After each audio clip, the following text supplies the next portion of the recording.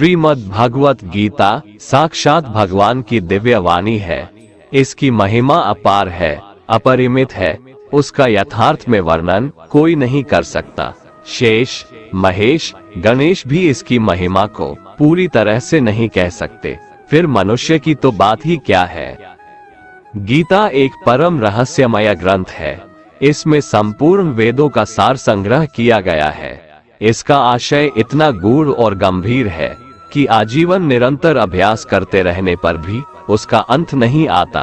भगवान के गुण, प्रभाव, स्वरूप, तत्व, रहस्य और उपासना का तथा कर्म एवं ज्ञान का वर्णन जिस प्रकार भगवत गीता में किया गया है, वैसा अन्य ग्रंथों में एक साथ मिलना कठिन है।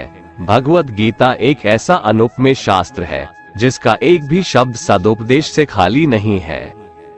गीता सर्वशास्त्रमयी है। इसे सारे शास्त्रों का खजाना कहा जाता है। गीता का भली भांति ज्ञान हो जाने पर सभी शास्त्रों का तात्विक ज्ञान अपने आप हो जाता है। गीता को हम भगवान से भी बढ़कर कहें तो कोई अत्युक्ति नहीं होगी। भगवान ने स्वयं कहा है, मैं गीता के आश्रय में रहता हूँ। गीता मेरा श्रेष्ठ घर है। गीता के ज्ञान का सहारा लेकर ही मैं तीनों लोकों का पालन करता हूँ। इसके सिवा गीता में ही भगवान अपने मुक्त कंठ से यह घोषणा करते हैं कि जो कोई मनुष्य मेरी इस गीता रूप आज्ञा का पालन करेगा वह निसंदेह मुक्त हो जाएगा। यही नहीं, भगवान कहते हैं कि जो कोई इसका अध्ययन भी करेगा उसके द्वारा मैं ज्ञान यज्ञ से पूजित होऊंगा। भगवान कहते हैं, जो मनुष्य गीता का रहस्य भक्तों को धारण कराता है और उनमें इसका विस्तार एवं प्रचार करता है, वो मनुष्य मुझे अतिशय प्रिय है। गीता संपूर्ण जीवन दर्शन है और इसका अनुसरण करने वाला व्यक्ति सर्वश्रेष्ठ होता है। भगवत गीता ही है जो आधुनिक युग में समस्याओं से घिरे हुए मनुष्य को एक कर्मशील जीवन जीने के लिए प्रेरित करती है। गीता ऐसे प्रेरणादायक संदेशों का महासागर है जो जीवन से निराश मनुष्य को आशाओं से भर देती है। श्रीमद् भगवत गीता एकमात्र ऐसा ग्रंथ है जो मनुष्य को जीने का सही तरीका बताती है। गीता जीवन में धर्म, कर्म और प्रेम का पाठ पढ़ाती है। श्रीमद् भगवत गीता का ज्ञान मानव जीवन और जीवन के बाद का जीवन दोनों के लिए उपयोगी माना गया है।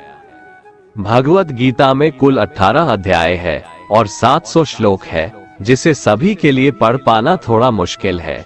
इसीलिए आज के इस बेहद ही खास वीडियो में हम संपूर्ण गीता सार के बारे में बात करने वाले हैं, जिन्हें जानकर आप श्रीमद् भगवत गीता का सही मतलब समझ पाएंगे। इसलिए इन विचारों को आप हर रोज जरूर सुने। तो चलिए अब देर नहीं करते हुए वीडियो शुरू करते हैं। भगवान श्री कृष्ण कहते हैं कि हे अर्जुन, तुम्हें किसका मोह है? इस रणस्थली में युद्ध प्रारंभ होने से ठीक पहले तुम्हारा इस तरह से शस्त्र त्याग देना बिल्कुल भी उचित नहीं है, क्योंकि न तो ये श्रेष्ठ पुरुषों द्वारा आचरित है, न स्वर्ग को देने वाला है और न कीर्ति बढ़ाने वाला है। इसीलिए हे अर्जुन, नपुंसकता को मत प्राप्त हो, हृदय की तुच्छ दुर्बलता को त्यागो, उठो और युद्ध करो। तुम उसका शोक करते हो जो शोक करने के योग्य भी नहीं है और पंडितों जैसी बातें करते हो। ज्ञानी व्यक्ति ना तो मरने वाले का शोक करते हैं और ना ही उनका शोक करते हैं जो अभी जिंदा है, क्योंकि वो जानते हैं जो मर गया वो फिर से जन्म लेगा और जो जिंदा है वो एक दिन जरूर मरेगा।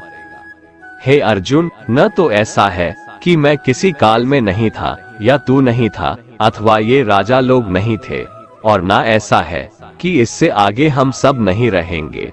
वर्तमान शरीर की उत्पत्ति से पहले भी हम सब थे और पीछे भी रहेंगे। शरीर के नाश होने से आत्मा का नाश नहीं होता, अतः नाश की आशंका से इन सब के लिए शोक करना उचित नहीं है। आत्मा अजर अमर है। आत्मा न तो मरता है और न ही जन्म लेता है, क्योंकि आत्मा अजन्मा, नित्य, सनातन और पुरातन है। शरीर के मारे जाने पर भी यह नहीं मरता। जैसे मनुष्य पुराने वस्त्रों को त्याग कर नए वस्त्र धारण करता है, ठीक उसी प्रकार जीवात्मा पुराने व्यर्थ शरीर को त्याग कर नए शरीर को धारण करती है। आत्मा को शस्त्र काट नहीं सकते और न अग्नि इसे जला सकती है, जल इसे गीला नहीं कर सकता और ना ही वायु इसे सुखा सकती है। परंतु फिर भी अगर तुम इस आत्मा को सदा जन्म लेने वाला और सदा मरने वाला समझता है, तो भी हे महाबाहो, तू इस प्रकार का शोक करने के योग्य नहीं है, क्योंकि इस मान्यता के अनुसार जन्मे हुए की मृत्यु निश्चित है और मरे हुए का जन्म लेना भी निश्चित है। हे अर्जुन, अपने धर्म से भागकर तुम भय मत कर, क्योंकि क्षत्रिय के लिए धर्मयुक्त युद्ध से बढ़कर दूसरा कोई कल्याणकारी कर्तव्य नहीं है। हे पार्थ, अपने आप प्राप्त हुए और खुले हुए स्वर्ग के द्वार रूपी इस प्रकार के युद्ध को भाग्यवान क्षत्रिय लोग ही पाते हैं। किंतु अगर तुम इस धर्मयुक्त युद्ध को नहीं करेगा, तो स्वधर्म और कीर्ति को खोकर पाप को प्राप्त होगा तथा युगों युगों तक तुम्हारे अपकीर्ति की चर्चा होगी। सम्मानित पुरुष के लिए अपकीर्ति मौत से भी बढ़कर है। या तो तुम युद्ध में मारा जाएगा और स्वर्ग को प्राप्त होगा, या तो संग्राम में जीतकर पृथ्वी का राज्य भोगेगा। इस कारण हे अर्जुन, उठ और युद्ध कर। जय पराजय, लाभ हानि और सुख दुख को समान समझकर युद्ध के लिए तैयार हो जा। इस प्रकार युद्ध करने से तू पाप को नहीं प्राप्त होगा और यही तुम्हारा सबसे बड़ा धर्म और कर्म है। ये संसार मेरी ही माया है, ये संसार मुझसे ही उत्पन्न हुआ है। मैं ही इसका पालन पोषण करता हूँ और मैं ही इस सृष्टि का विनाश करता हूँ। मैं जल में रस हूँ, चंद्रमा और सूर्य में प्रकाश हूँ, संपूर्ण वेदों में ओंकार हूँ, आकाश में शब्द और पुरुषों में पुरुषत्व हूँ। मैं ही सूर्य रूप से तपता हूँ, वर्षा का आकर्षण करता हूँ और उसे बरसाता हूँ। हे अर्जुन, मैं ही अमृत और मृत्यु हूँ, सत असत भी मैं ही हूँ। मैं धरती की मधुर सुगंध हूँ, मैं अग्नि की ऊष्मा हूँ, सभी जीवित प्राणियों का जीवन और सन्यासियों का आत्म स्वयं भी मैं ही हूँ। मैं भूत, वर्तमान और भविष्य के सभी प्राणियों को जानता हूँ, लेकिन वास्तविकता में मुझे कोई नहीं जानता। हमेशा शक करने वाला व्यक्ति कभी शांति प्राप्त नहीं कर पाता है। वह ना तो इस लोक में धन, ऐश्वर्य या यश की प्राप्ति कर सकता है और ना ही परलोक में स्वर्ग की प्राप्ति कर सकता है, क्योंकि जब तक मनुष्य किसी भी विषय में संशय युक्त रहता है, तब तक वह उस विषय में सफलता नहीं पा सकता। इसलिए संदेह करने से बचें। हे अर्जुन, तुम्हारा क्या गया जो तुम रोते हो? तुम क्या लाए थे जो तुमने खो दिया? तुमने क्या पैदा किया था जो नष्ट हो गया? तुमने जो लिया यहीं से लिया, जो दिया यहीं पर दिया। जो आज तुम्हारा है कल किसी और का होगा, क्योंकि परिवर्तन ही संसार का नियम है और समय के साथ संसार में हर चीज परिवर्तन के नियम का पालन करती है। भगवान श्री कृष्ण कहते हैं, कर्मयोग ही वह योग है जिसके माध्यम से हम अपनी जीवात्मा से जुड़ पाते हैं। कर्मयोग हमारे आत्मज्ञान को जागृत करता है।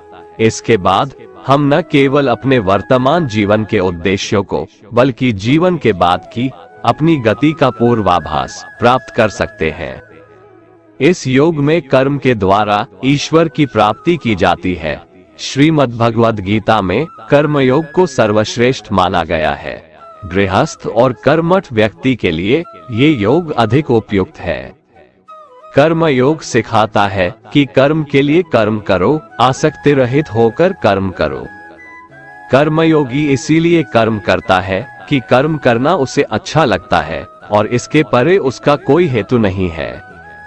कर्मयोगी कर्म का त्याग नहीं करता, वह केवल कर्मफल का त्याग करता है और कर्मजनित दुखों से मुक्त हो जाता है। उसकी स्थिति इस संसार में एक दाता के समान है और वह कुछ पाने की कभी चिंता नहीं करता। वह जानता है कि वह दे रहा है और बदले में कुछ मांगता नहीं, और इसीलिए वह दुख के चंगुल में नहीं पड़ता। कर्म फल का त्याग कर धर्मनिरपेक्ष कार्य का संपादन भी पूजा के समान हो जाता है। संसार का कोई कार्य ब्रह्म से अलग नहीं है, इसलिए कार्य की प्रकृति कोई भी हो, निष्काम कर्म सदा ईश्वर को ही समर्पित हो जाता है। पुनर्जन्म का कारण वासनाओं या अतृप्त कामनाओं का संचय है। कर्मयोगी कर्मफल के चक्कर में ही नहीं पड़ता, अतः वासनाओं का संचय भी नहीं होता। इस प्रकार कर्मयोगी पुनर्जन्म के बंधन से भी मुक्त हो जाता है। भगवान श्री कृष्ण कहते हैं, मनुष्य का मन वायु की तरह चंचल है। यह मन ही है जो मनुष्य को काम वासनाओं की तरफ भटकाता रहता है। अगर जीवन को सफल बनाना है तो मन पर काबू करना बहुत जरूरी है। मन को वश में करने से दिमाग की शक्ति केंद्रित होती है, जिससे कार्यों में सफलता मिलने लगती है। गीता के अनुसार जिस व्यक्ति ने अपने मन पर काबू पा लिया, वह मन में पैदा होने वाली बेकार की चिंताओं और इच्छाओं से भी दूर रहता है। साथ ही व्यक्ति अपने लक्ष्य को भी आसानी से प्राप्त कर लेता है। अगर मन को वश में नहीं करोगे तो वह तुम्हारा सबसे बड़ा शत्रु बन जाएगा। भगवान कहते हैं, जो मनुष्य सुख और दुख में शांत रहता है, जिसके राग, भय और क्रोध नष्ट हो गए हैं, जो मनुष्य शुभ और अशुभ वस्तु को पाकर न प्रसन्न होता है और न द्वेष करता है, जिन्होंने अपनी इंद्रियों को वश में कर लिया है, वो स्थिर बुद्धि मनुष्य मुनि के समान है। ऐसा मनुष्य स्थिर चित्त और इंद्रियों को वश में करके ज्ञान द्वारा परमात्मा को प्राप्त करके हमेशा संतुष्ट रहता है। क्रोध मनुष्य को नरक की ओर ले जाने वाला द्वार है। क्रोध करने से व्यक्ति का मन अशांत हो जाता है और उसकी स्मरण शक्ति भ्रमित हो जाती है। स्मृति में विभ्रम होने से उसकी बुद्धि नष्ट हो जाती है और फिर व्यक्ति का पतन हो जाता है। भगवान श्री कृष्ण कहते हैं, मनुष्य को क्रोध करने से बचना चाहिए। कितना भी गुस्सा आए, स्वयं को शांत रखने का प्रयास करे।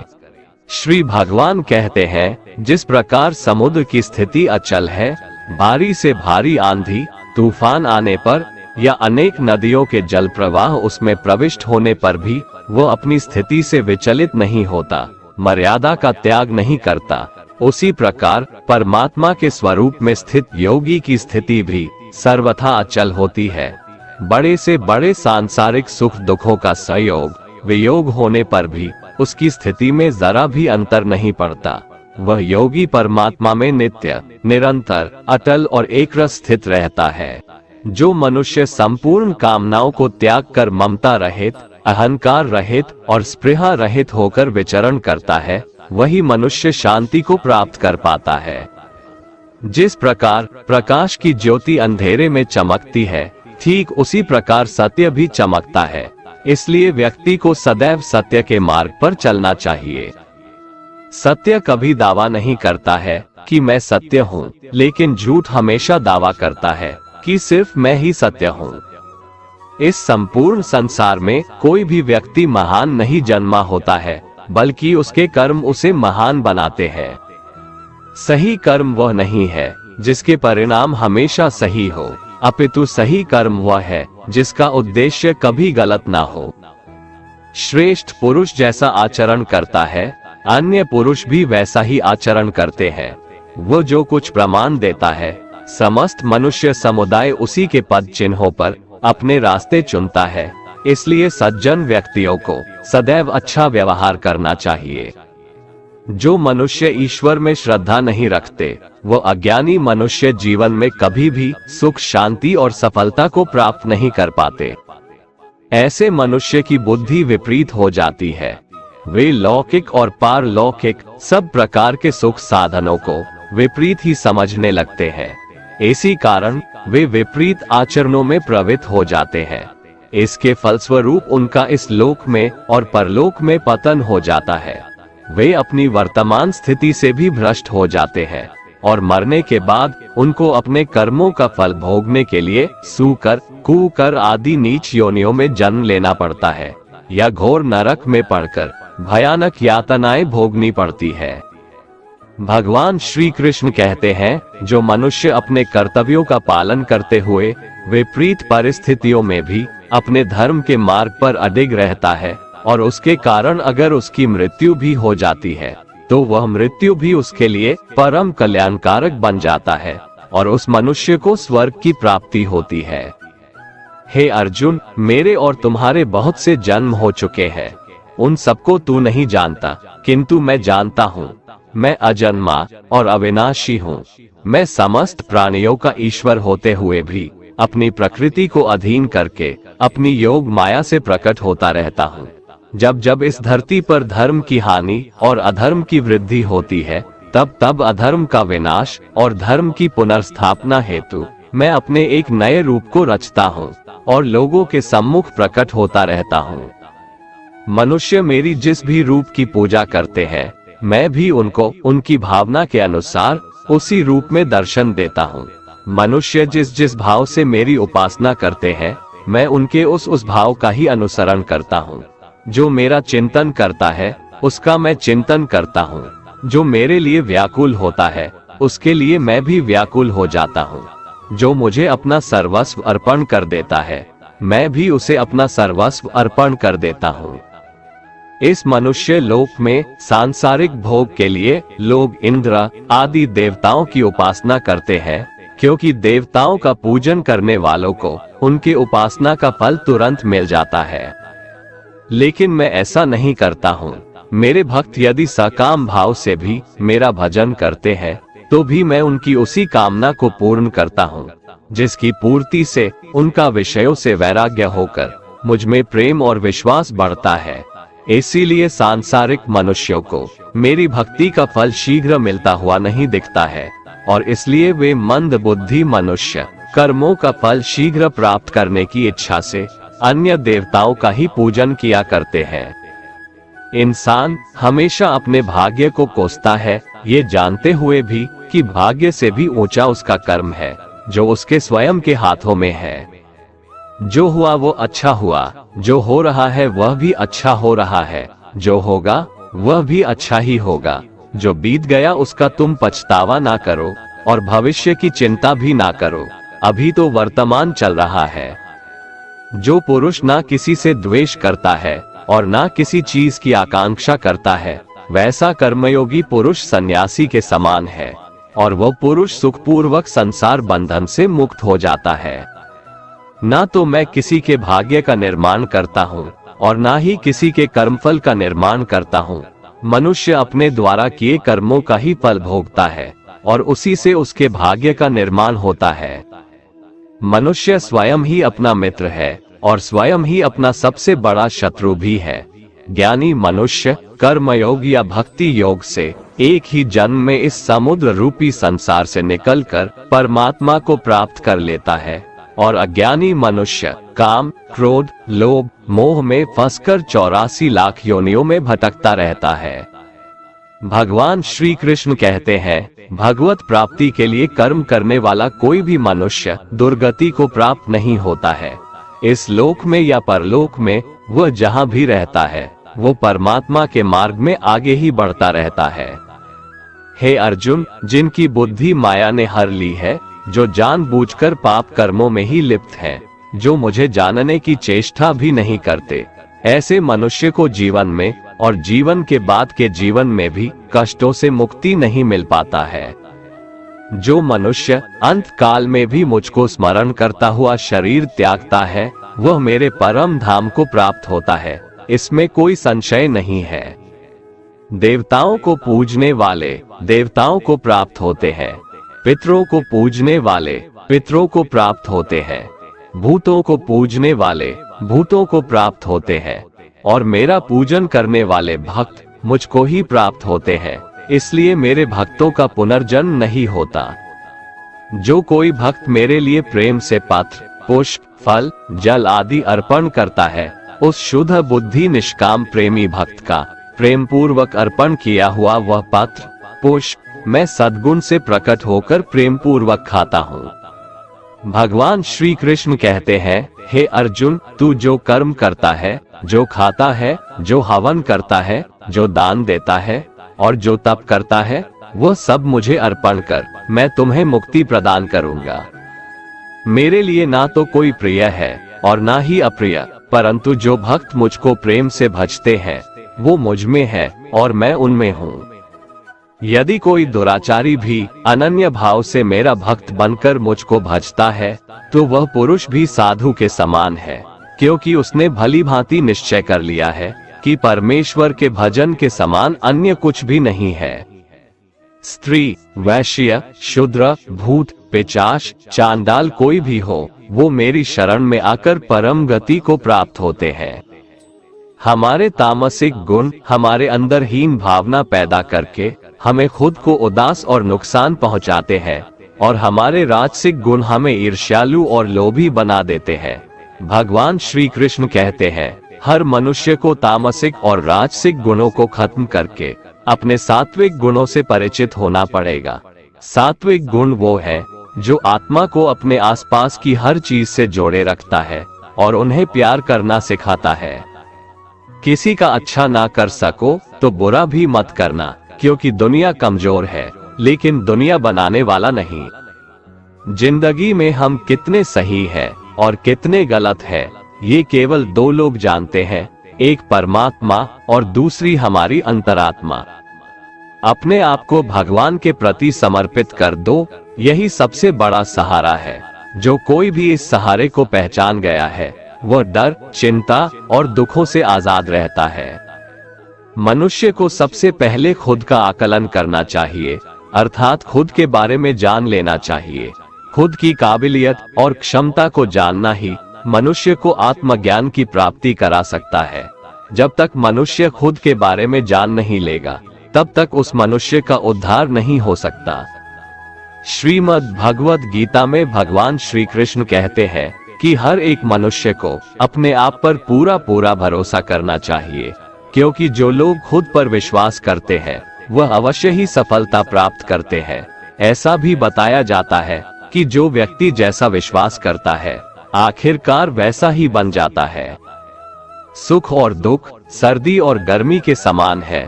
आज अगर दुख है तो कल सुख भी अवश्य होगा। इसलिए इन दोनों ही परिस्थितियों में मनुष्य को संयम से काम लेना चाहिए। जो मनुष्य अपने सभी काम में मन लगाकर अपना कार्य करते हैं और वो छोटे से छोटे कार्यों में भी खुशी ढूंढ ही लेते हैं, वो लोग निश्चित ही अंत में सफलता प्राप्त करते हैं। वहीं दूसरी तरफ ऐसे मनुष्य भी होते हैं जो अपने काम को बस एक बोझ समझकर बस पूरा कर देना चाहते हैं और अपने किसी भी काम को सही ढंग से नहीं करते हैं। तो ऐसे मनुष्य हमेशा ही अपने जीवन में पीछे रह जाते हैं। जो लोग स्वार्थी प्रवृत्ति के हैं, जो सिर्फ अपना मतलब साधने में लगे रहते हैं, जिन्हें दूसरों की भलाई से कोई मतलब नहीं है, ऐसे लोगों का कभी भला नहीं होता। श्री कृष्ण ने गीता सार में उन लोगों के लिए इस उपदेश के माध्यम से बहुत बड़ी सीख दी है। भगवान कहते हैं, स्वार्थ शीशे में फैली धूल की तरह है, जिसकी वजह से व्यक्ति अपना प्रतिबिंब ही नहीं देख पाता। इंसान का स्वार्थ उसे अन्य लोगों से दूर ले जाकर नकारात्मक हालातों की तरफ धकेलता है, जिसके चलते व्यक्ति अकेला रह जाता है। अगर आप चाहते हैं कि आप भी अपना जीवन खुशीपूर्वक व्यतीत करें, तो इसके लिए यह जरूरी है कि आप अपने स्वार्थ को कभी अपने पास नहीं आने दें, क्योंकि स्वार्थी मनुष्य दोस्ती भी सिर्फ अपना स्वार्थ निकालने के लिए करते हैं। ईश्वर हमेशा मनुष्यों का साथ देता है। जो व्यक्ति इस प्रभावशाली सत्य को मान लेता है तो उसका जीवन पूरी तरह बदल जाता है। सृष्टि निर्माता ईश्वर ही है जो संपूर्ण जगत को चला रहा है। वहीं इंसान तो बस ईश्वर की हाथ की एक कठपुतली है। इसलिए इंसान को कभी अपने भविष्य या फिर अतीत की चिंता नहीं करनी चाहिए, क्योंकि हर विकट परिस्थिति में ईश्वर इंसान का साथ देता है और उसे मुश्किल से बाहर निकालता है। इसलिए हम सभी को ईश्वर पर भरोसा रखना चाहिए। श्रीमद् भगवत गीता में श्री कृष्ण ने यह उपदेश दिया है कि अपने काम को पहले प्राथमिकता दें और पहले अपने काम को पूरा करने की कोशिश करें, तभी दूसरे का काम करें। क्योंकि जो लोग पहले अपने काम को नहीं करते और दूसरे का काम करते रहते हैं, वे लोग अक्सर परेशान रहते हैं। मनुष्य अपने हृदय से जो दान कर सकता है वो अपने हाथों से नहीं कर सकता, और मौन रहकर जो कुछ वो कह सकता है वो शब्दों से नहीं कह सकता। जो चीजें हमारे दायरे से बाहर हो उसमें समय गंवाना मूर्खता ही होगी। किसी भी व्यक्ति को ना तो समय से पहले और ना ही भाग्य से अधिक कुछ मिलता है, लेकिन उसे पाने के लिए सदैव प्रयत्नशील रहना चाहिए। जो मनुष्य मेरे पर मन लगाते हैं मेरी भक्ति करते हैं, मैं उनको वो सब कुछ प्रदान करता हूँ जो उनके पास नहीं है, और जो उनके पास है मैं उनकी रक्षा भी करता हूँ। इसलिए ये बहुत जरूरी है कि हम अपने बुरे वक्त में परमात्मा पर भरोसा रखें। भगवान श्री कृष्ण कहते हैं, कितना भी बुरा वक्त आ जाए कभी विचलित नहीं होना चाहिए, बल्कि डटकर उसका सामना करना चाहिए, क्योंकि इस संसार का नियम है, जो आया है उसे दुख का सामना करना पड़ेगा। रोने से और चिंता करने से कोई फायदा नहीं होने वाला है, बल्कि इससे दुख और बढ़ेगा। जीवन में आगे बढ़ने के लिए और अपनी अलग पहचान बनाने के लिए यदि आपको क्रांतिकारी भी बनना पड़े तो इससे पीछे न हटें। कहने का सीधा मतलब ये है कि जरूरत के हिसाब से खुद में बदलाव करें और समाज के बारे में न सोचते हुए अपने काम पूरे करें। जीवन में दोस्तों की भूमिका बहुत अहम होती है। सच्चे दोस्तों की पहचान हमेशा मुश्किल वक्त में ही होती है। जिस तरह भगवान कृष्ण ने पांडवों के मुश्किल वक्त में उनका साथ दिया था, वैसे ही आपको भी अपने दोस्तों का साथ देना चाहिए। इसके साथ ही आपको ऐसे ही दोस्त बनाने चाहिए जो आपके मुश्किल वक्त में आपके साथ खड़े रहें। जीवन में हार जीत लगी रहती है, लेकिन सफलता सिर्फ उसी व्यक्ति को मिलती है जो अपनी गलतियों और हार से सीख लेकर आगे बढ़े। हार कर निराश होना किसी भी समस्या का हल नहीं है। किसी भी परिस्थितियों से लड़ने के लिए उसके लिए एक बेहतर रणनीति बनाना बहुत जरूरी है। बिना रणनीति के आप हर मोर्चे पर कामयाब नहीं हो पाएंगे। यदि पांडव भी श्री कृष्ण द्वारा बनाई गई रणनीति का पालन नहीं करते तो शायद कौरवों के खिलाफ हुए युद्ध में उन्हें जीत नहीं मिलती। गीता के 10वें अध्याय में भगवान श्री कृष्ण कहते हैं कि हे अर्जुन, मैं सभी प्राणियों के हृदय में स्थित सबका आत्मा हूँ। संपूर्ण प्राणियों का आदि, मध्य और अंत भी मैं ही हूँ। मैं सूर्य हूँ, मैं वेदों में सामवेद हूँ, देवों में इंद्र हूँ, इंद्रियों में मन हूँ, मैं ब्रह्मा हूँ, मैं विष्णु हूँ, मैं महेश हूँ, जलाशयों में मैं समुद्र हूँ, पर्वतों में मैं हिमालय हूँ। इस संपूर्ण संसार में तुम जो कुछ भी देख पाते हो सब मैं ही हूँ। कोई आदमी चाहे लाख चीजें जान ले, चाहे वो पूरे जगत को जान ले, लेकिन अगर वह स्वयं को नहीं जानता तो वह अज्ञानी है। अगर कोई आपको ठुकरा दे तो बुरा मत मानना, क्योंकि वे वास्तव में आपकी कीमत नहीं जानते। जो रिश्ता हमें रुला दे उससे गहरा कोई रिश्ता नहीं, और जो रिश्ता हमें रोता हुआ छोड़ दे उससे कमजोर कोई रिश्ता नहीं।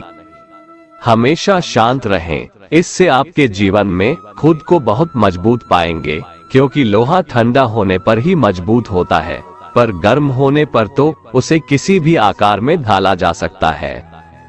किसी विपत्ति के समय आपको ये 7 गुण बचाएंगे: आपका ज्ञान, आपकी विनम्रता, आपकी बुद्धि, आपके भीतर का साहस, आपके अच्छे कर्म, सच बोलने की आदत और ईश्वर में विश्वास। आत्मा हमेशा जानती है कि सही क्या है और गलत क्या है, लेकिन मनुष्य के सामने चुनौती तो मन को समझने की होती है। मुश्किल समय में व्यक्ति अकेला हो जाता है, लेकिन मुश्किलों की वजह से वही व्यक्ति मजबूत हो जाता है। जो आपको सम्मान दे उसी को सम्मान दीजिए। हैसियत देखकर सर झुकाना कायरता का लक्षण है। हे अर्जुन, जो न कभी हर्षित होता है, ना किसी से द्वेष करता है, ना शोक करता है, ना कामना करता है, जो शुभ और अशुभ संपूर्ण कर्मों का त्यागी है, वह ज्ञानी मनुष्य मुझको अति प्रिय है। मुझे पाने के 3 तरीके हैं: ध्यान योग, ज्ञान योग और कर्म योग, और इन सब में कर्मयोग सबसे प्रधान है। किसी पर विश्वास करना हो तो उनकी बातों पर नहीं, उनकी हरकतों पर ध्यान दो। गुस्से के वक्त थोड़ा रुक जाने से और गलती के वक्त थोड़ा झुक जाने से जिंदगी और भी आसान हो जाती है। भगवान श्री कृष्ण कहते हैं, जो मनुष्य मुझे जान लेता है वह जन्म मरण के बंधनों से मुक्त हो जाता है। जो मनुष्य भगवत गीता को पढ़कर उस पर अमल करता है, उसके सारे दुष्कर्मों का प्रभाव समाप्त हो जाता है। जो भाग्य में है वो भाग कर आएगा, और जो भाग्य में नहीं है वो आकर भी भाग जाएगा। जैसे हवा के झोंके नाव को भटका देते हैं, वैसे ही मनुष्य की इच्छाएं बुद्धि को भटका देती है। एक समझदार व्यक्ति वही है जो दूसरों को देखकर उनकी विशेषताओं से सीखता है, उनसे तुलना और ईर्ष्या नहीं करता। शस्त्र केवल शरीर को घायल कर देते हैं, किंतु शब्द आत्मा को भी घायल कर देते हैं। जो मनुष्य अपने को परमात्मा से अलग नहीं समझता है और ना ही इस शरीर से अपना कोई संबंध मानता है, वह सदा के लिए जन्म मरण से मुक्ति पा लेता है। जो व्यक्ति आध्यात्मिक जागरूकता के शिखर तक पहुंच चुके हैं, उनका मार्ग है निस्वार्थ कर्म, और जो भगवान के साथ संयोजित हो चुके हैं, उनका मार्ग है स्थिरता और शांति। मानव कल्याण ही भगवत गीता का प्रमुख उद्देश्य है, इसलिए मनुष्य को अपने कर्तव्यों का पालन करते समय मानव कल्याण को प्राथमिकता देना चाहिए। श्री कृष्ण कहते हैं, जो तुम्हारा साथ देता है तुम उसका साथ दो, जो तुम्हें धोखा देता है तुम उसे त्याग दो। जिस जगह आपका सम्मान नहीं हो वहां पर कभी जाना नहीं चाहिए, वरना लोग आपको कमजोर और बेवकूफ समझेंगे।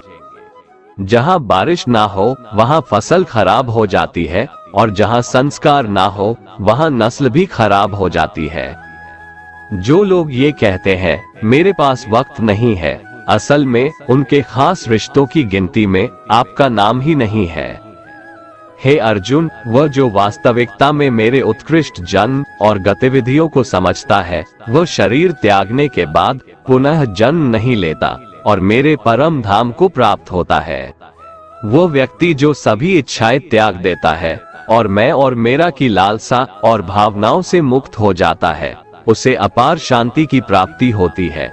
जिस मनुष्य के अंदर ज्ञान की कमी और ईश्वर में श्रद्धा नहीं होती, वो मनुष्य जीवन में कभी भी आनंद और सफलता को प्राप्त नहीं कर पाता। ईश्वर ने हमें जो कुछ भी दिया है वही हमारे लिए पर्याप्त है, और यही एक अटल सत्य भी है। संयम, सदाचार, स्नेह एवं सेवा, ये गुण सत्संग के बिना नहीं आते। ईश्वर से किए गए प्रार्थना से इंसान की परिस्थिति या तकदीर बदले या ना बदले, पर उस प्रार्थना से इंसान के चरित्र में जरूर बदलाव आता है। बात इतनी मधुर रखो कि कभी वापस भी लेनी पड़े तो आपको कड़वी न लगे। खुद में थोड़ा स्वाभिमान होना जरूरी है, वरना लोग आपको वहां भी दबाने की कोशिश करेंगे जहां आपका अधिकार है। कोई एक महापुरुष ही आत्मा को आश्चर्य की भांति देखता है, वैसा ही दूसरा कोई महापुरुष ही इसके तत्व का आश्चर्य की भांति वर्णन करता है, तथा दूसरा कोई अधिकारी पुरुष ही इसे आश्चर्य की भांति सुनता है, और कोई कोई तो सुनकर भी इसको नहीं जानता। श्री भगवान कहते हैं, दुख सुख को समान समझने वाले जिस धीर पुरुष को ये इंद्रिय और विषयों के संयोग व्याकुल नहीं करते, वह मोक्ष के योग्य होता है। जब तक तुम अपने आप से नहीं हार जाओ, तब तक दुनिया की कोई ताकत तुम्हें हरा नहीं सकती है। कमजोर तुम नहीं, तुम्हारा वक्त है, और वक्त सबका बदलता है। तुम बस अपना कर्म करते जाओ। जिसने कभी संकट नहीं देखा, उसे अपनी ताकत का कभी एहसास नहीं होगा। जो दूसरों की तकलीफों को समझते हैं, जिनमें दया है, जो दिल से अच्छे हैं, उन्हें दोबारा जन्म नहीं लेना पड़ता है। किसी को कुछ देकर घमंड मत कर, क्या पता तू दे रहा है या पिछले जन्म का कर्ज चुका रहा है। घमंडी मनुष्य का वंश, वैभव और प्रतिष्ठा तीनों ही चले जाते हैं। विश्वास न हो तो रावण, कौरव और कंस को देख लो। चुप रहने से बड़ा कोई जवाब नहीं, और माफ कर देने से बड़ी कोई सजा नहीं। जिस मनुष्य के पास सब्र की ताकत है, उस मनुष्य की ताकत का कोई मुकाबला नहीं कर सकता। हमारी व्यर्थ की चिंता और मन का भय एक ऐसा रोग होता है जिससे हमारी आत्मीय शक्ति बिखर जाती है। मनुष्य को जीवन की चुनौतियों से भागना नहीं चाहिए, और न ही भाग्य और ईश्वर की इच्छा जैसे बहानों का प्रयोग करना चाहिए। यज्ञ से बचे हुए अन्न को खाने वाले श्रेष्ठ पुरुष सब पापों से मुक्त हो जाते हैं, और जो पापी लोग अपना शरीर पोषण करने के लिए ही अन्न पकाते हैं, वे तो पाप को ही खाते हैं। अर्थात जो लोग ईश्वर को याद किए बिना अपने जिंदा रहने में ही लगे रहते हैं, उन्हें चोर समझना चाहिए। केवल ज्ञान ही एक ऐसा अक्षय तत्व है जो कहीं भी, किसी भी अवस्था में और किसी भी काल में मनुष्य का साथ नहीं छोड़ता। धरती पर जिस प्रकार मौसम में बदलाव आता है, उसी प्रकार जीवन में भी सुख दुख आता जाता रहता है। युद्ध हो या जीवन, सफलता केवल 3 शस्त्रों से प्राप्त होती है: धर्म, धैर्य और साहस। कोई भी मनुष्य जन्म से नहीं, बल्कि अपने कर्मों से महान बनता है। कुछ पाना है तो खुद पर भरोसा कीजिए, क्योंकि सहारे कितने भी सच्चे और अच्छे हो, साथ छोड़ ही जाते हैं। मित्र गरीब है या अमीर, यह मायने नहीं रखता, बल्कि वो आपके बुरे समय में आपका साथ कितना देता है, यह मायने रखता है। धर्म चाहे जो भी हो, अच्छे इंसान बनो, हिसाब हमारे कर्म का होगा, धर्म का नहीं। खुशी के लिए काम करोगे तो खुशी नहीं मिलेगी, लेकिन खुश होकर काम करोगे तो खुशी जरूर मिलेगी। जब आप दूसरों के लिए अच्छा चाहते हैं, तो वही अच्छी चीजें आपके जीवन में वापस आती है। यही प्रकृति का नियम है। आपका मूल्य इससे तय नहीं होता कि आप क्या है, यह इससे तय होता है कि आप खुद को क्या बनाने की क्षमता रखते हैं। हंसता हुआ मन और हंसता हुआ चेहरा, यही सच्ची संपत्ति है। जितना इंतजार वो आपसे करवा रहा है, समय आने पर वो इतना देगा कि संभाल भी नहीं पाओगे। कोई आपका साथ ना दे तो निराश मत होना, क्योंकि परमात्मा से बड़ा हमसफर कोई नहीं होता। खुशी आजादी पर निर्भर होती है, और आजादी इस बात पर निर्भर होती है कि आप कितने साहसी हैं। विश्वास के बगैर इस दुनिया में कोई भी रिश्ता ज्यादा देर तक कायम नहीं रह सकता। यदि किसी भूल के कारण कल का दिन दुख में बीता, तो उसे याद कर आज का दिन व्यर्थ ना करे। बहुत से ऐसे लोग हैं जो कर्म करते हुए ही परम सिद्धि को प्राप्त हुए थे। जनक आदि ज्ञानी जन भी आसक्ति रहित कर्म द्वारा ही परम सिद्धि को प्राप्त हुए थे। इसलिए मनुष्य को हमेशा अच्छे कर्म करने चाहिए और फल की अभिलाषा से दूर रहना चाहिए। हे अर्जुन, मेरा इन तीनों लोकों में न तो कुछ कर्तव्य है और न ही कोई वस्तु प्राप्त करने योग्य है, फिर भी मैं कर्म करते हुए अपने कर्तव्य का निर्वाह करता हूँ। श्री भगवान कहते हैं, हे पार्थ, यदि मैं कर्मों को करने में सावधानी ना बरतूं, तो बड़ा अनर्थ हो जाएगा, क्योंकि मनुष्य सब प्रकार से मेरे ही मार्ग का अनुसरण करते हैं। इस दुनिया में हारे हुए इंसान की, तकलीफ में पड़े हुए इंसान की कोई मदद नहीं करता, और अगर कोई इंसान थोड़ा सा सफल हो जाए तो उससे कोई खुश नहीं होता। इसलिए अपना दुख किसी को बताओ मत और अपनी खुशी किसी के आगे जताओ मत। मनुष्य का आहार हमेशा सात्विक और संतुलित होना चाहिए। जिस इंसान को ये समझ नहीं कि क्या खाना चाहिए, कितना खाना चाहिए, कहाँ खाना चाहिए और कैसे खाना चाहिए, वो परमात्मा को कभी नहीं पा सकता। जो मंदबुद्धि मनुष्य सिर्फ दिखावे के लिए कहता है कि उसने समस्त इंद्रियों को वश में कर लिया है, परंतु वह मन ही मन उन इंद्रियों के विषयों का चिंतन करता रहता है, वो मनुष्य मिथ्याचारी अर्थात दंभी कहा जाता है। जो पुरुष परंपरा से नहीं चलता, सृष्टि चक्र के नियमों का पालन नहीं करता, अर्थात अपने कर्तव्य का पालन नहीं करता, वह इंद्रियों के द्वारा भोगों को भोगने वाला पापी पुरुष व्यर्थ ही जीता है। परंतु जो मनुष्य आत्मा में ही रमण करने वाला और आत्मा में ही तृप्त तथा आत्मा में ही संतुष्ट हो, उसके लिए कोई कर्तव्य नहीं है। आत्मा का मतलब यहाँ सबसे बड़ा सच है, और जो सत्य को समझता है, सत्य में ही खुश होकर सत्य में ही रहता है, उसके लिए कोई कर्तव्य नहीं है। लेकिन ऐसा कोई लाखों करोड़ों में एक होता है। उस महापुरुष का इस विश्व में न तो कर्म करने से कोई प्रयोजन रहता है और न कर्मों के न करने से ही कोई प्रयोजन रहता है, तथा संपूर्ण प्राणियों में भी इसका स्वार्थ से कोई संबंध नहीं रहता। कहने का सीधा मतलब है, जिसे परमात्मा मिल चुका है वह कोई और दूसरा कर्म क्यों करे। जो ज्ञानी है, जिन्हें ईश्वर की सच्चाई मालूम हो चुकी है, उनकी ये जिम्मेदारी बन चुकी है कि उनके काम करने के तरीके से कहीं किसी और के मन में काम करने के प्रति अश्रद्धा या अपमान ना पैदा हो जाए। इसलिए उन ज्ञानी जनों के लिए ये जरूरी है कि वो ऐसा उदाहरण सामने रखें जिससे हर कोई अपना कर्म, अपना कर्तव्य करने के लिए प्रेरित हो। तामसिक गुण वाले व्यक्ति आलस्य या नींद इसी प्रकार के कर्म करते हैं। राजसिक गुण वाले बात बात पर शौर्य या बहादुरी दिखाने का काम करते हैं, लेकिन ज्ञानी मनुष्य जानते हैं उसके गुण ही उससे कर्म करवा रहे हैं, और जो ज्ञानी नहीं होते वो समझते हैं कि सब कुछ वही कर रहे हैं। उठाकर फेंक दो उन रिश्तों को गहरे समुंदर में जिनमें वक्त पड़ने पर स्वार्थ और मतलब की बदबू आती हो।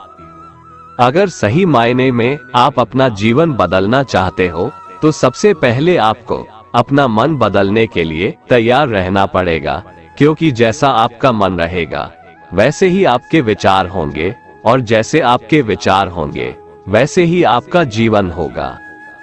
जो जा रहा है उसे जाने दो, वो आज रुक भी गया तो कल चला ही जाएगा। आप जितने सरल, सीधे और नर्म दिल के रहोगे उतना ही चतुर और बेईमान लोगों द्वारा खदेड़ दिए जाओगे। जिंदगी में सब कुछ दोबारा मिल सकता है, पर वक्त के साथ खोया हुआ रिश्ता और भरोसा दोबारा नहीं मिलता।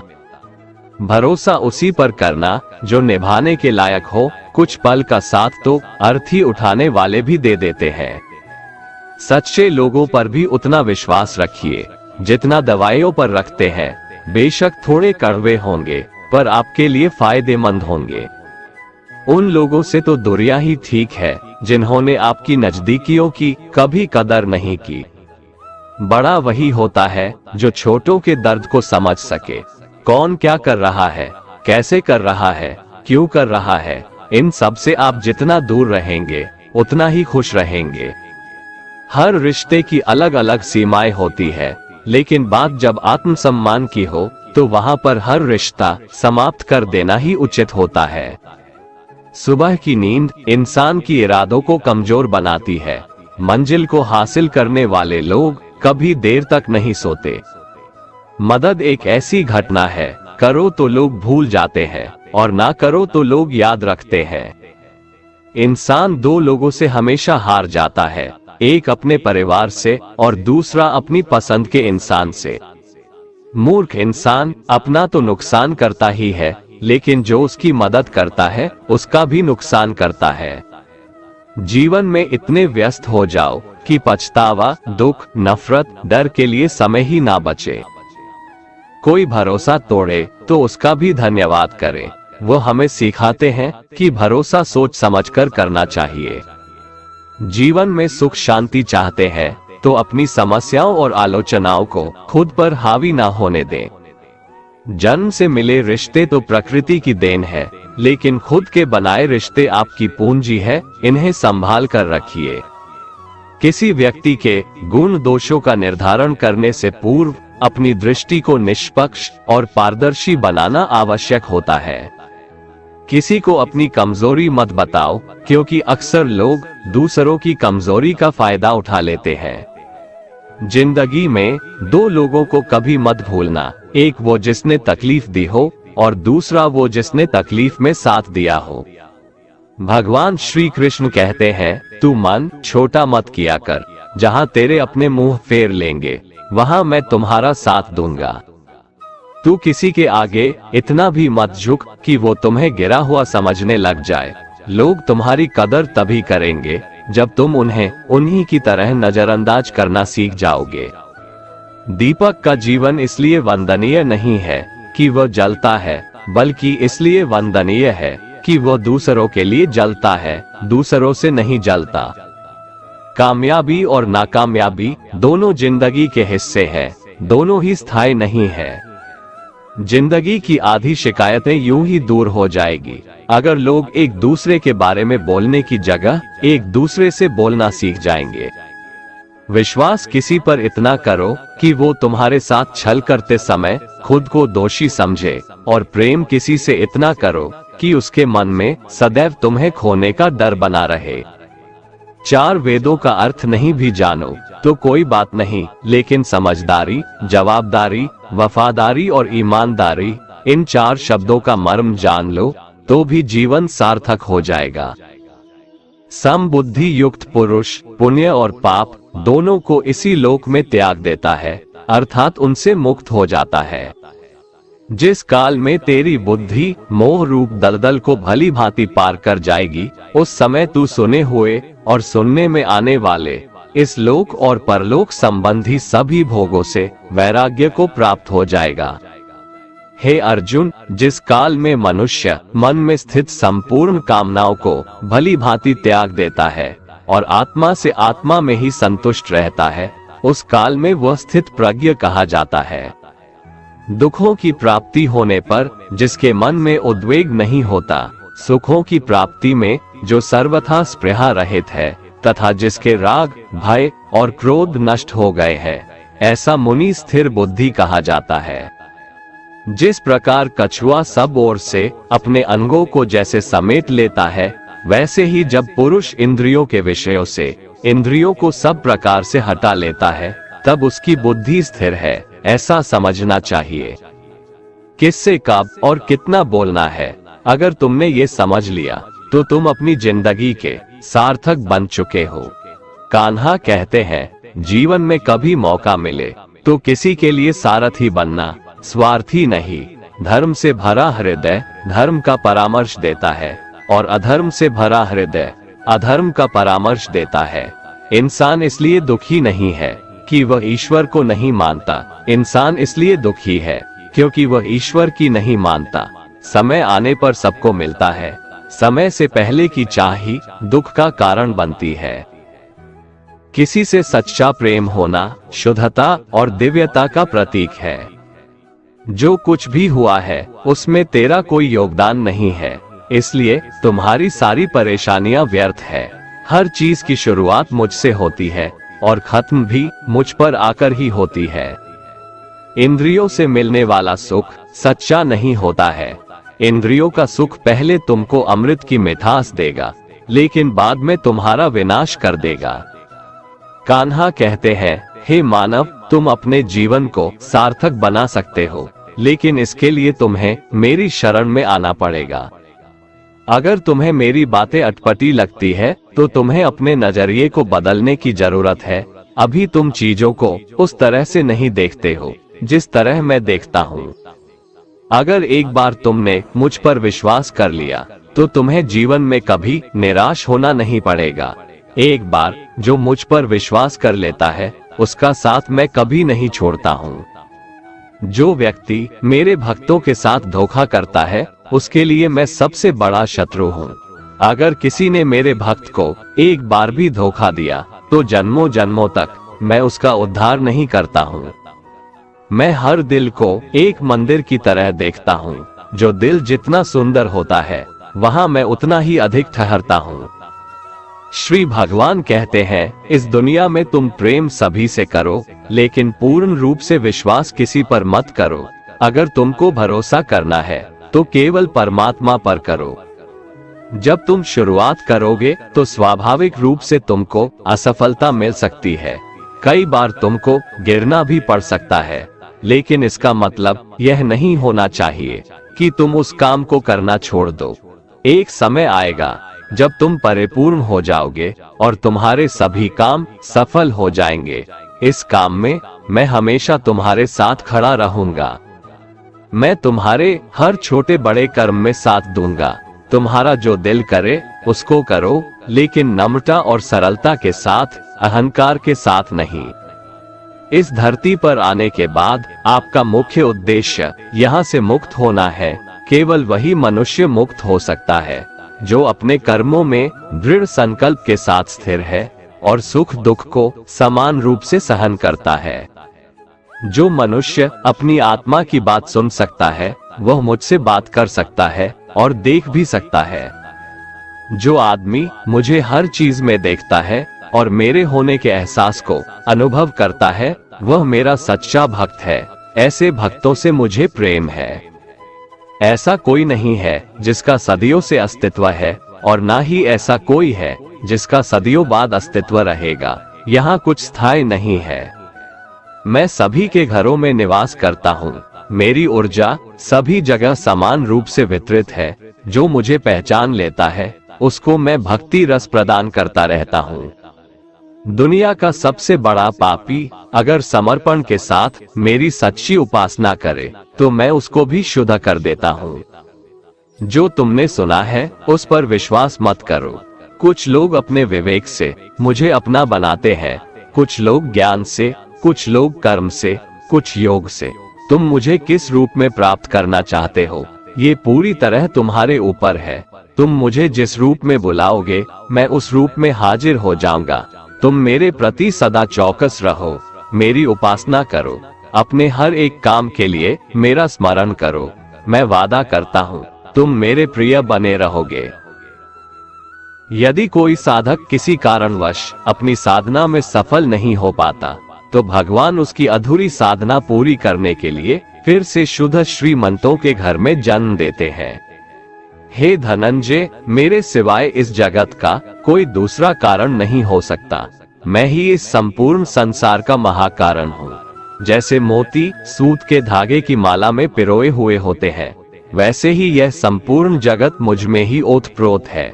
ये संसार मुझसे ही उत्पन्न होता है, मुझ में ही स्थित रहता है और मुझ में ही लीन हो जाता है। कहने का तात्पर्य यह है कि भगवान के सिवाय संसार की स्वतंत्र सत्ता नहीं है। सत, रज और तम इन तीनों गुणों से युक्त मेरी माया को पार कर पाना असंभव है। मनुष्य मेरी इस माया में चिपके रहते हैं और भोग संग्रह की इच्छा छोड़ नहीं पाते। मनुष्य अपने को कभी सुखी और कभी दुखी, कभी समझदार और कभी बेसमझ, कभी निर्बल और कभी बलवान आदि मानकर मेरी इस माया में तल्लीन रहते हैं। परंतु जो मनुष्य मेरे शरणागत हो जाते हैं वे मेरी इस माया को आसानी से पार कर जाते हैं, क्योंकि उनकी दृष्टि केवल मेरी तरफ रहती है। वे मेरी माया में नहीं फंसते। हे भरत श्रेष्ठ अर्जुन, पवित्र कर्म करने वाले मेरे 4 प्रकार के भक्त मेरा स्मरण करते हैं। पहला है आर्त भक्त, अर्थात दुख से निवृत्ति चाहने वाले भक्त। दूसरा है अर्थार्थी भक्त, अर्थात धन संपदा चाहने वाले भक्त। तीसरा है जिज्ञासु भक्त, अर्थात केवल मुझे जानने की इच्छा वाले भक्त। और चौथा है ज्ञानी भक्त, अर्थात मुझे ज्ञान सहित जानने वाले भक्त। आइए इसको थोड़ा समझ लें। आर्त भक्त वो है जो प्राण संकट आने पर संकट दूर करने के लिए केवल भगवान को पुकारते हैं, कष्ट का निवारण केवल भगवान से ही चाहते हैं, दूसरे किसी से नहीं। वे आर्त भक्त कहलाते हैं। आर्त भक्तों में द्रौपदी और गजेंद्र का दृष्टांत ठीक नहीं लगता है, क्योंकि इन दोनों ने अपनी रक्षा के लिए अन्य उपायों का भी सहारा लिया था। चीर हरण के समय जब तक द्रौपदी भीष्म पितामह और 5 पांडवों पर भरोसा करती रही, तब तक वह रोती बिलखती और कष्ट पाती रही। परंतु जब सब सहारा छोड़कर अनन्य भाव से प्रभु को पुकारा, तब प्रभु ने उसकी लाज बचाई।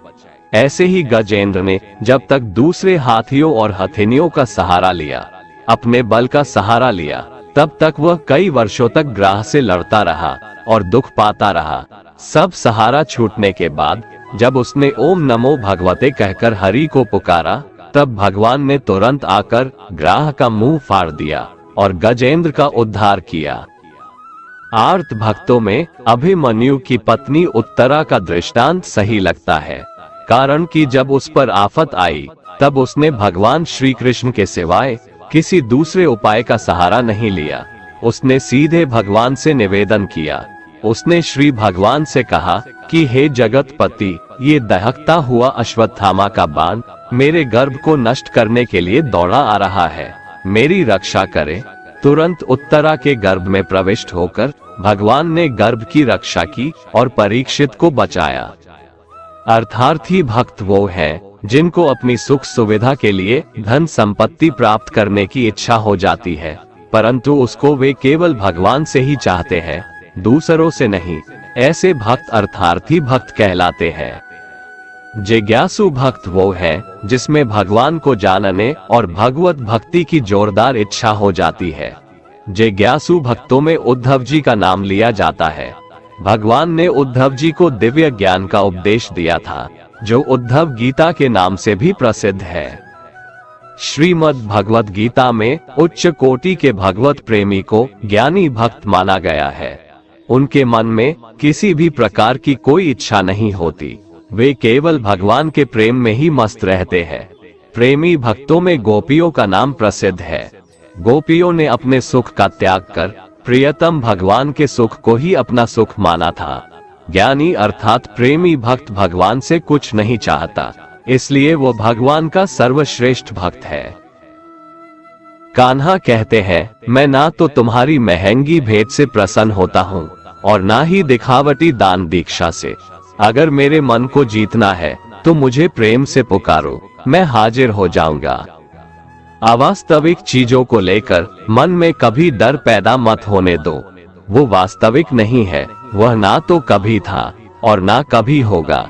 इसके विपरीत जो वास्तविक है वह हमेशा से था और उसे ना तो बदला जा सकता है, ना कभी नष्ट किया जा सकता है।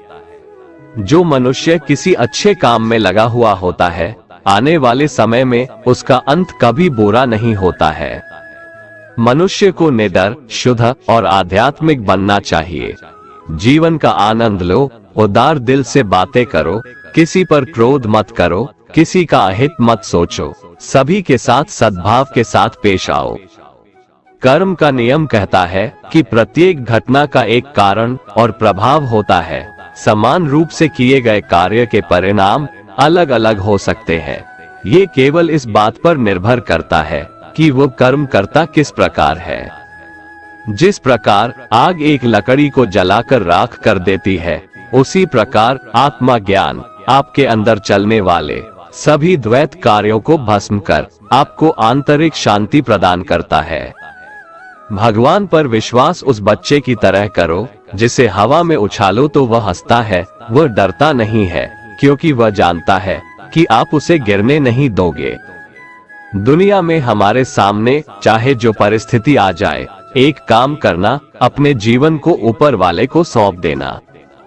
इस मनुष्य लोक में कर्मों के फल को चाहने वाले लोग देवताओं का पूजन किया करते हैं, क्योंकि उनको कर्मों से उत्पन्न होने वाली सिद्धि शीघ्र मिल जाती है।